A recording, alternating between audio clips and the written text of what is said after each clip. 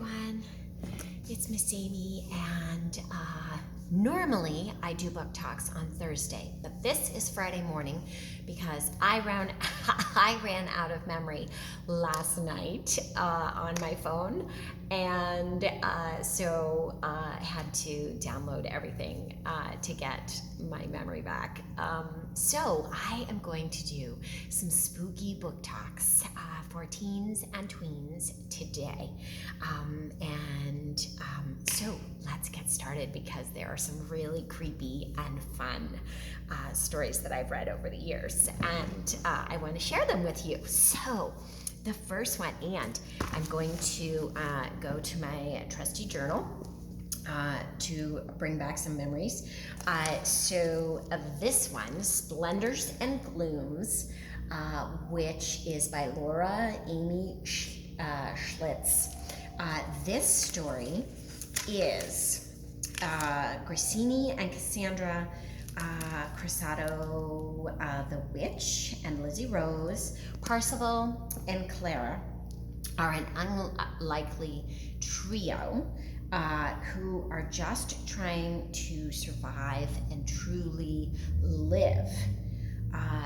There are these creepy marionettes and a kidnapping that happens, a ransom, and it's a book full of twists, and the marionette piece is and the kids is pretty creepy, and if you read it you'll see why. So this one, check this out, Splendors and Blooms. All right, the next one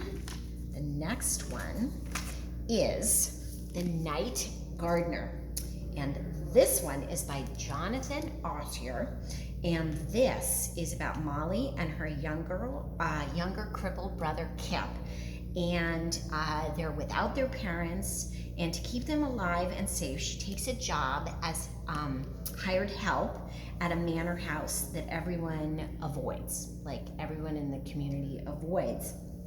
There are secrets everywhere that have to do with it, and something evil is on the property and connected with a craggy old overgrown tree. And it was super creepy and captivating. I just couldn't wait to kind of keep going in the story because it had me on the edge of my seat as to what was happening and what was going to happen or what could happen. Footsteps in the night, unseen, all kinds of creepy things like that. And this really nasty, creepy tree with a lot of secrets that it's holding. So, The Night Gardener by Jonathan Ausier. This one is called The Thickety, and this is the first book in the series. This is The Thickety, A Path Begins by J.A. White, and this is a story about Kara. And Kara's mom, when she was little, was convicted of witchery. And her community where she lives, they're shunned. So she and her brother, Kara and her brother, are shunned, and they're super scared of magic and anything that has to do with magic. And they are surrounded by the dark woods, which is on this island where they live.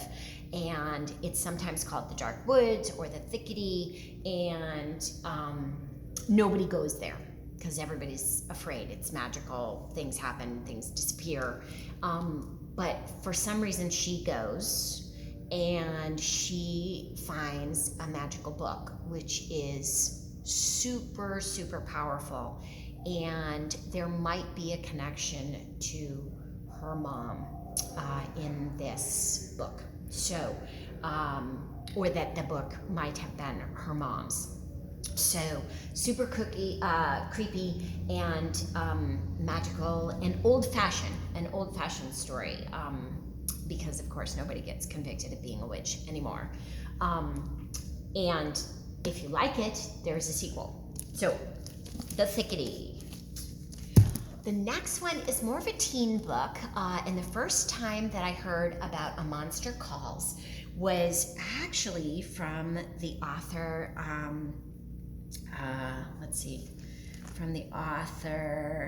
Gary Schmidt.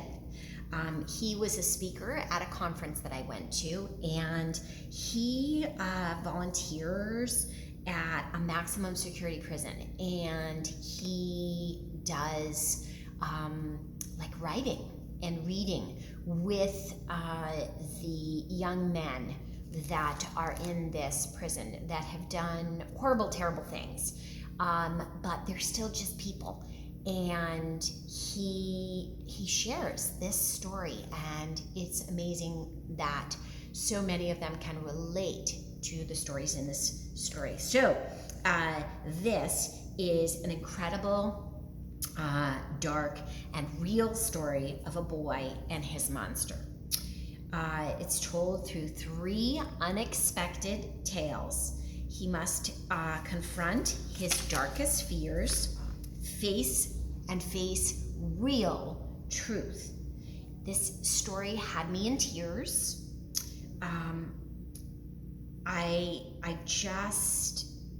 It moved me, and it deals with cancer and divorce and fear and death. And definitely this is a pretty real, raw, dark story. And it is, we have it in our teen section, so it's definitely on the older side, but raw. And there has been a movie made based on the book. Book definitely better, but the movie was well done too. So, realistic fiction, fantasy / whatever, by Patrick Ness. Super story. The last one that I want to tell you about is Night Books. And so Night Books was on the Main Student Book Award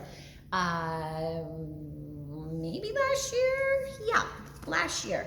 And this is a creepy novel about 2 kids who've been lured by a witch and are stuck in her magical apartment. So this is like going to the movies. So the boy is going down to the basement after dark, and I'm thinking to myself, no, don't do that. Why are you doing that? Just like in the movies where they're creeping around and, it's super dark and the light goes out, but they still keep going towards something, and something horrible or bad or scary is gonna jump out or pop up or happen or whatever. That's what happened in this story. That's what this story was like. That's how it started. He goes down to the basement, and the next thing he knows, he's hearing something, and he gets lured into an apartment, and the witch, she's very temperamental, and they're trying to escape. He is a storytelling expert, and in order to keep the apartment and the witch happy,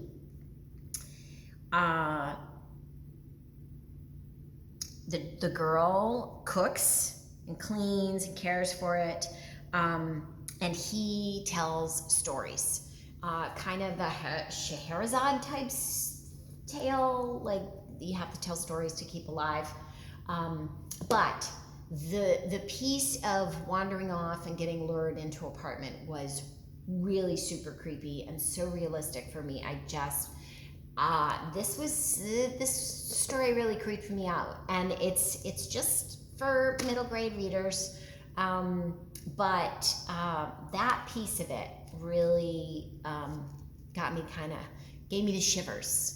So, but otherwise, I enjoyed the story and the premise behind it. So, Night Books, former MSBA, Main Student Book Award book, and I hope you enjoy or check out some of these creepy stories and other creepy stories in the library or at your local bookstore.